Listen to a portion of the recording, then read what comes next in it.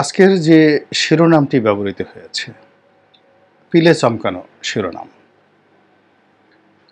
অনেকে হয়তো ভাবতে পারেন যে আমি কি আওয়ামী লীগ করি না বিএনপি করি। বিএনপিতে আমি নির্বাচন করেছি, বিএনপিতে যোগদান করেছি এবং এখনো পর্যন্ত সবাই জানে যে বিএনপিতে আছি। তো সেক্ষেত্রে এরকম একটি শিরোনাম আমি কেন দিলাম, কিভাবে দিলাম, এটির একটি রসঘন আলোচনা করার চেষ্টা করব। আশা করি আপনাদের ভালো লাগবে একটু মনোযোগ সহকারে শুনলে। আপনারা জানেন যে আমি বিএনপির ভারপ্রাপ্ত চেয়ারপারসন। ভারপ্রাপ্ত বলা হলো, তিনিই আসলে বিএনপির চেয়ারপারসন। বিএনপিকে তিনি এখন চালাচ্ছেন এবং বিএনপির চেয়ারপারসন বেগম খালেদা জিয়া মূলত সরকারের কারাবন্দী অবস্থায় আছেন, সাজাপ্রাপ্ত বলা হচ্ছে তাকে, এবং বয়সের ভারে নুজ্জ এবং নানা রকম শারীরিক জটিলতায় তিনি আক্রান্ত। কাজেই তার এই জীবদ্দশা এবং তার যে পদ পদবিটি এটি অলংকারিক, চেয়ারপারসন বিএনপির। কিন্তু সত্যিকার অর্থে ক্ষমতা এবং সাংগঠনিক যা কিছু সবই জনাব তারেক রহমান সাহেবকে কেন্দ্র করে হচ্ছে। তার হুকুমেই দল পরিচালিত হচ্ছে। অনাগত দিনে দল যদি রাষ্ট্র ক্ষমতায় আসে, তিনি প্রধানমন্ত্রী হবেন অথবা তার হুকুমের বা তার পছন্দের কেউ প্রধানমন্ত্রী হবেন এবং তিনি দলকে নেতৃত্ব দেবেন, তিনি দেশকে নেতৃত্ব দেবেন। আর যদি তিনি সেটা না পারেন তাহলে তিনি পরাজিত হবেন, দুর্ভোগ দুর্দশায় পড়বেন এবং এখন যেখানে আছেন তার চেয়ে আরও খারাপ অবস্থায় যাবেন। এটা হলো একেবারে বাস্তবতা।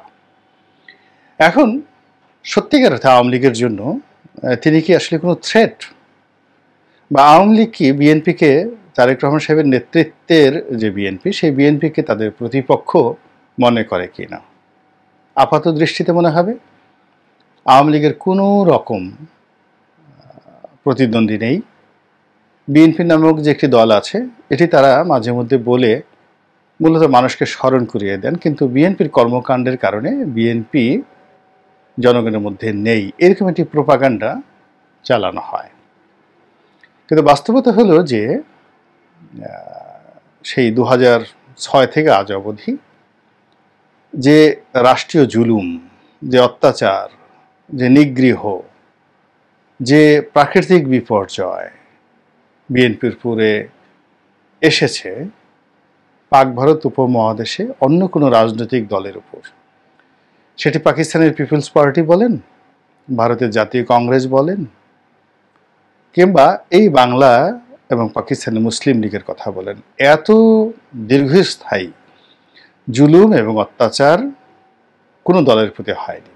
এবং সেটি হওয়ার পরেও এই দলটি ক্রমবর্ধমান হারে জনপ্রিয়তা, সাংগঠনিক বিস্তৃতি, কর্মী এবং সমর্থকদের সংখ্যা এবং যাকে বলা হয় দক্ষতা, অভিজ্ঞতার যোগ্যতা বেড়ে যাওয়ার যে চূড়ান্ত নজির স্থাপন করেছে বিএনপি, এটি সমসাময়িক রাজনীতিতে অন্য কোনো দেশে আমি দেখতে পাই না। দ্বিতীয়ত, এই দলটির দেশপ্রেম এবং এই দলটির দলপ্রেম, অর্থাৎ এই দলের নেতাকর্মীদের মধ্যে বিএনপি প্রীতি যেভাবে আছে, বাংলাদেশের অন্য কোনো দলের প্রতি, এমনকি জামাত শিবিরের যারা নেতাকর্মী রয়েছেন তাদের মধ্যেও নেই। এর কারণ হলো জামাতের 90% কর্মকাণ্ড গা ঢাকা দিয়ে অবস্থায় থাকে।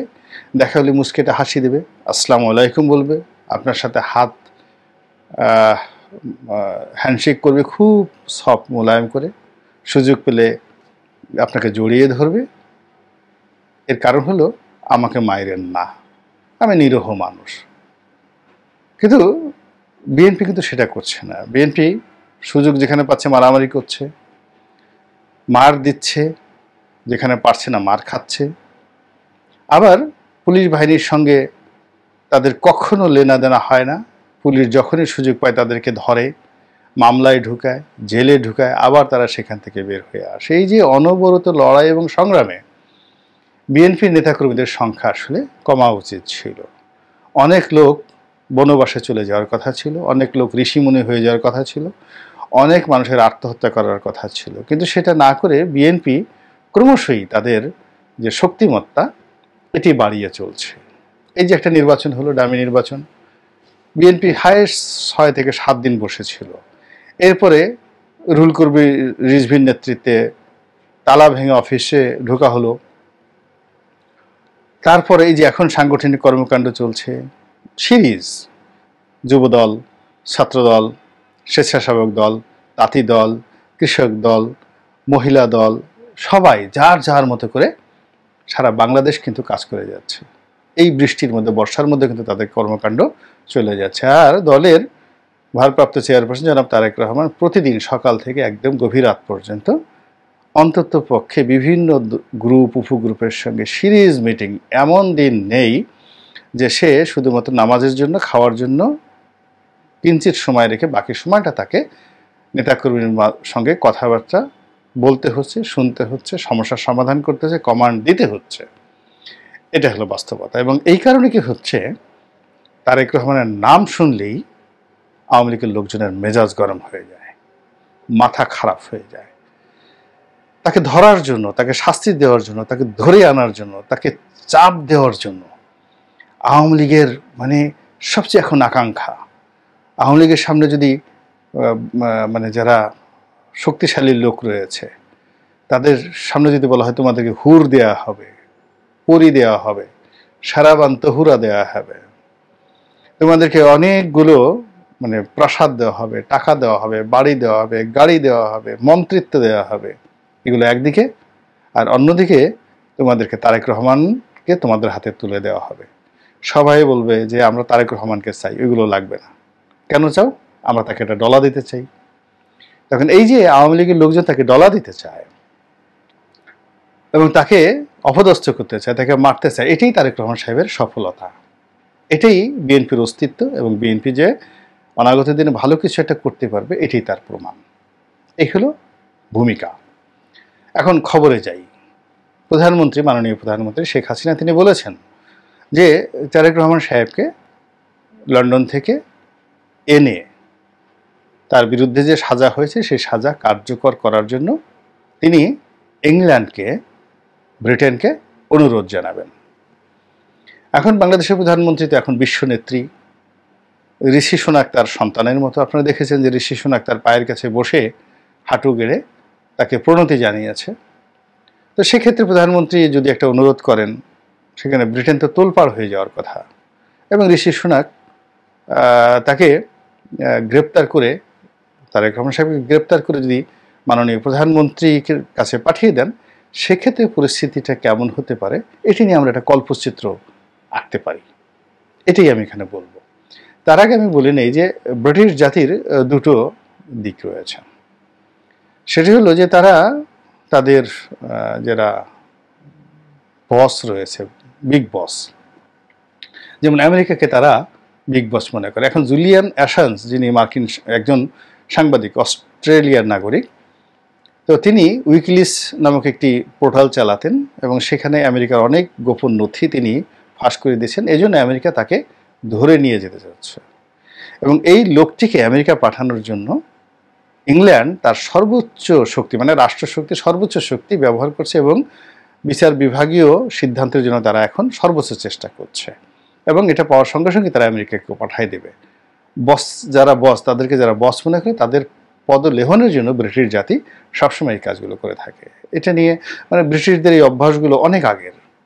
কিন্তু যদি কাউকে সে অধীনস্থ মনে করে, অপ্রয়োজনীয় মনে করে, তাহলে তাদের সঙ্গে ব্রিটিশরা সবসময় চাকর বাকরের মতোই ব্যবহার করে। এখন বাংলাদেশের মাননীয় প্রধানমন্ত্রী শেখ হাসিনার সঙ্গে কোন ধরনের ব্যবহার করে, মাঝামাঝি ব্যবহার ব্রিটেনরা করবে না। তারা আয়দার তাকে আমেরিকার মতো সম্মান করবে, ঋষি সুনাকের মায়ের মতো তারা সম্মান করবে, অথবা তারা পুরো উল্টো আচরণ করবে। এখন প্রধানমন্ত্রী যে অনুরোধ জানাবেন ঋষি সুনাককে, অবশ্যই প্রধানমন্ত্রী ঋষি সুনাককে অনুরোধ জানাবেন এবং সেই অনুরোধ জানানোর ক্ষেত্রে যদি ঋষি সুনাক তাদের দেশের আইন কানুন মেনে জনাব তারেক রহমান সাহেবকে গ্রেপ্তার করে পাঠান, তাহলে প্রশ্ন হলো তাকে কি আলাদা চার্টার প্লেনে করে পাঠানো হবে, না কোনো কমার্শিয়াল ফ্লাইটে পাঠানো হবে? তাকে কি রাজকীয় মেহমান হিসেবে পাঠানো হবে নাকি একজন সাজাপ্রাপ্ত আসামি হিসেবে পাঠানো হবে? যদি পাঠানো হয় সাজাপ্রাপ্ত আসামি, সেই ভানুর কৌতুকের গল্পের মতো, তার হাতে কি হ্যান্ডকাপ পরা থাকবে, না সারা শরীরে ডান্ডাবেড়ি পরিয়ে তাকে পাঠানো হবে? এরপর তাকে পাঠানোর পর তাকে কি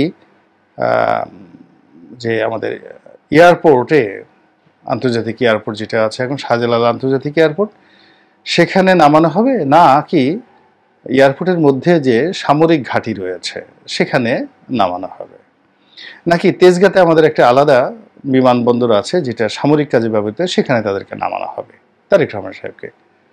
এরপর উনি যেদিন আসবেন, সেটা রাজকীয় মেহমান হোক, হাতে হাত কড়া পরানো হোক, সারা শরীরে ডান্ডাবেড়ি পরানো হোক, সে অবস্থায় যে আওয়ামী লীগের লোকজন কি করবে? তারা কি সেদিন পুরো রাস্তায় তাকে নিন্দা জানানোর জন্য, রাস্তার দুই পাশে দাঁড়িয়ে তাকে অপমান করার জন্য, ঢিল মারার জন্য, জুতো স্যান্ডেল মারার জন্য তারা কি রাস্তায় থাকবেন, নাকি তামসা দেখবেন? আর বিএনপির যে কোটি কোটি নেতাকর্মী রয়েছেন, তারা কি যেমন কারবালার ময়দানে গিয়ে এখন শিয়ারা কান্নাকাটি করে, বুকে থাপড়ায়, ইয়া হুসেইনও, ইয়া হুসেইনও, তো এরকম ইয়া তারিকু বলে কি বিএনপির যারা নেতাকর্মী সারা বাংলাদেশে বুক থাপড়াবে, বুক চাপড়াবে আর গড়াগড়ি করে কান্নাকাটি করবে, নাকি অন্য কিছু করবে? এই বিষয়গুলো কিন্তু চিন্তা ভাবনা করতে হবে। বিএনপির যারা নেতাকর্মী রয়েছেন, শীর্ষ যারা রয়েছেন, মির্জা ফখরুল সাহেব, ডক্টর মঈন খান থেকে শুরু করে অন্যান্য যারা রয়েছেন, তারা কি জনগণকে নিয়ে, নেতাকর্মীদেরকে নিয়ে কোনো একটা মুভমেন্ট করবেন, নাকি বড় বড় বিজ্ঞাপন তৈরি করে পত্রিকায় তারা প্রথম পেজে ছাপাবেন প্রধানমন্ত্রীকে উদ্দেশ্য করে যে জনাব তারেক রহমান সাহেবের প্রাণ ভিক্ষা দিন, আমাদেরকে রক্ষা করুন, দলটিকে রক্ষা করুন, এরকম ঘটনা ঘটবে?